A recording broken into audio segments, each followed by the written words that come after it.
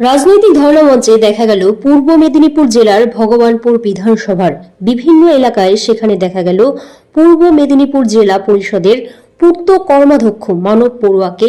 এছাড়াও ছিলেন বিভিন্ন নেতৃগণ। ভগবানপুর থেকে অংশুমান পান্ডার রিপোর্ট। আপনাদের শুধু বলবো, নিশ্চিত চোখে দেখবেন 2011 সালে এই বাংলার ডেভেলপমেন্ট কোন জায়গায় ছিল, এই বাংলার আইন শৃঙ্খলা কোন জায়গায় ছিল, এই বাংলার সাম্প্রদায়িক সম্প্রীতি কোন জায়গায় ছিল, নিশ্চিতভাবে সেটা উপলব্ধি করতে বলবো।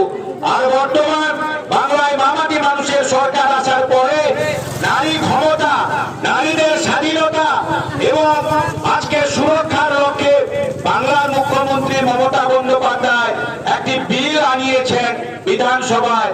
আর সেই বিল পাস হয়েছে। সেই বিলটি কি? সেই বিলটি অপরাজিতা বিল। সেই বিলে কি রয়েছে? যে মায়েদের প্রতি যদি কোনো নোংরামি কেউ করে থাকে, মায়েদেরকে যদি কেউ ধর্ষণ করে থাকে, মায়েদের প্রতি যদি কোনো কঠোর কেউ কিছু করে থাকে, নিশ্চিতভাবে 50 দিনের মধ্যে আইনি পদক্ষেপে সেই দোষীর সাজা দেবে। আজকে সেই দাবি নিয়ে আজকে বিধানসভায় বিল পাস হয়েছে। বাংলার মুখ্যমন্ত্রী মমতা বন্দ্যোপাধ্যায় বিল পাস করে রাজ্যপালের কাছে পাঠিয়ে দিয়েছেন। 2 মাস হয়ে গেল। কেন্দ্রীয় সরকার কেন আইনে পরিণত করেনি? কেন রাষ্ট্রপতি আজও পর্যন্ত সই করেনি? আজকে সেই দাবি নিয়ে লোকসভার উপরে যেমন চলছে প্রতিবাদ, ঠিক তেমনি বাংলার প্রত্যেকটি ব্লকে মায়েরাও আজকে রাস্তায় নেমেছে, আন্দোলন করছে, অবস্থান করছে। মায়েদের দাবি, মায়েদের বক্তব্য, তাদের অধিকার, তাদের সুরক্ষা, তাদের নিরাপত্তা বাংলার মুখ্যমন্ত্রী মমতা বন্দ্যোপাধ্যায় বিল পাস করে দিয়েছেন। কেন কেন্দ্রীয় সরকার আইনি ব্যবস্থা নেয়নি, আইনে প্রণয়ন করেনি?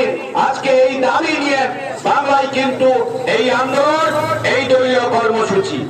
আজকে তাই আপনাদের কাছে বলতে চাই যে ভারতীয় জনতা পার্টি কিছুদিন আগে আজীবনের ঘটনা নিয়ে আজকে আন্দোলনে নেমেছিল।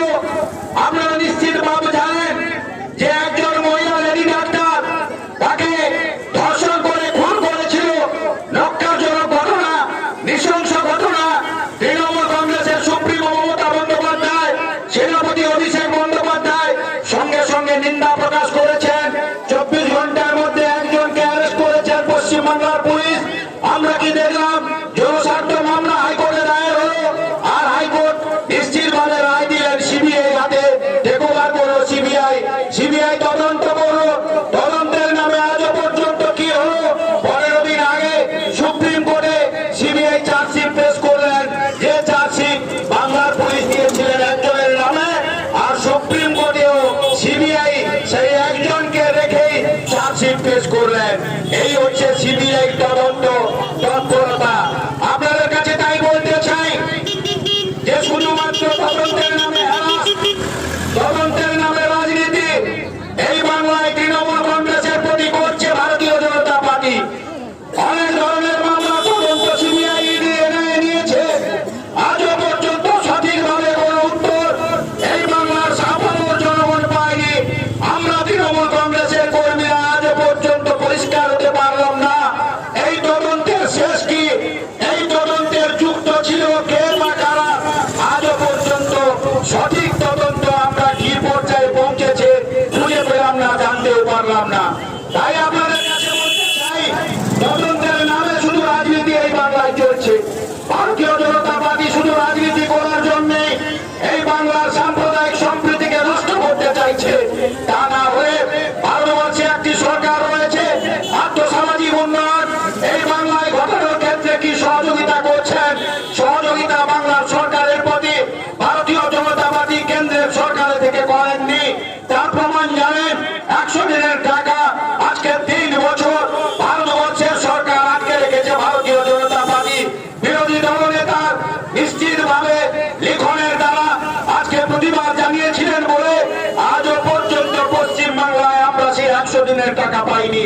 আবার যোজনার টাকা থেকে আমরা আজ বঞ্চিত, অর্থনৈতিক ভাবে বঞ্চিত করে রেখেছে।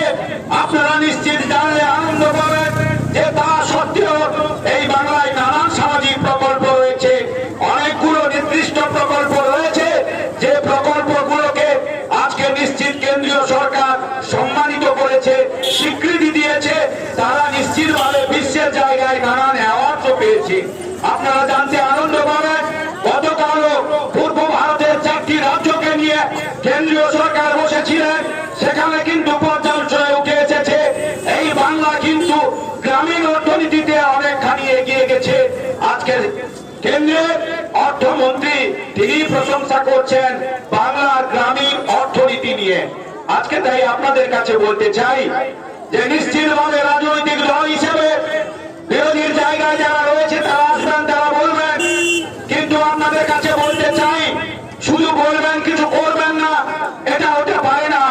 আর ভারতবর্ষে নিশ্চিতভাবে আমরা যেটা মনে করি যে আমরা পশ্চিম বাংলার মানুষ, নিশ্চিতভাবে যুক্তরাষ্ট্রীয় কাঠামো রয়েছে, সেই কিন্তু সম্পর্কটাকে নষ্ট করার লক্ষ্যে ভারত সরকার, ভারতীয় জনতা পার্টি কিন্তু বারে বারে করে যাচ্ছে।